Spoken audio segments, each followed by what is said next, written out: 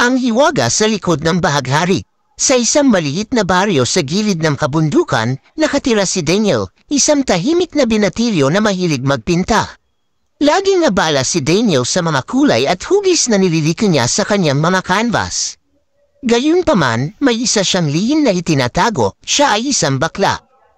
Ang kanyang pamilya ay masyadong tradisyonal at sa kanilang baryo, ang pagiging bakla ay isang bagay na hindi nila lubos na nauunawaan. Lumaki si Daniel na takot na malaman ng mga tao ang kanyang tunay na pagkatao, kaya't sa bawat pinta niya ng mga bahaghari sa kanyang mga obra, palihim niyang ipinapahayag ang kanyang pagkatao. Isang araw, dumating sa baryo si Marco, isang bagong lipat na guro mula sa lungsod.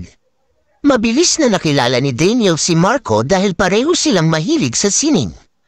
Unti-unti, nagkaroon ng pagkakaibigan sa pagitan ng dalawa at kalaunan ay nagtapat si Daniel kay Marco tungkol sa kanyang lihim.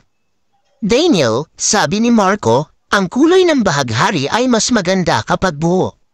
Hindi mo kailangang itago kung sino ka. Lahat tayo ay bahagi ng masalimuot na likha ng Diyos.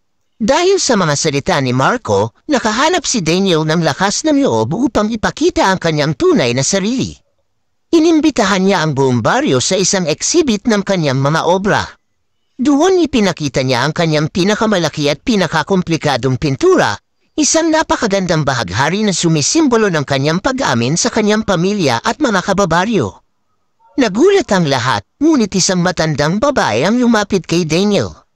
Alam mo, apo, sabi ng matanda, ang bahaghari ay isang paalala ng ating pananampalataya at pag-asa.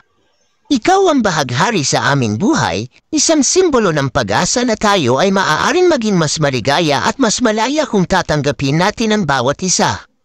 Dahan-dahan, tinanggap ng baryo si Daniel at nagumpisang mas maunawaan ang pagiging bakla. Sa huli, si Daniel ay naging inspirasyon hindi lamang sa mga kabataan, kundi pati na rin sa mga matatanda na natutong yakapin ang iba't ibang kulay ng buhay. Sa dulo ng kwento, si Daniel at Marco ay patuloy na nagtutulungan sa paghubog ng mga batang mahihilig sa sining. Ang baryo na dati konserbatibo at sarado ang pag-iisip, ngayon ay nagiging isang mas masaya at bukas na komunidad, puno ng pagmamahalan at pag-unawa, lahat dahil sa isang lihim na ipinahayag sa likod ng bahaghari.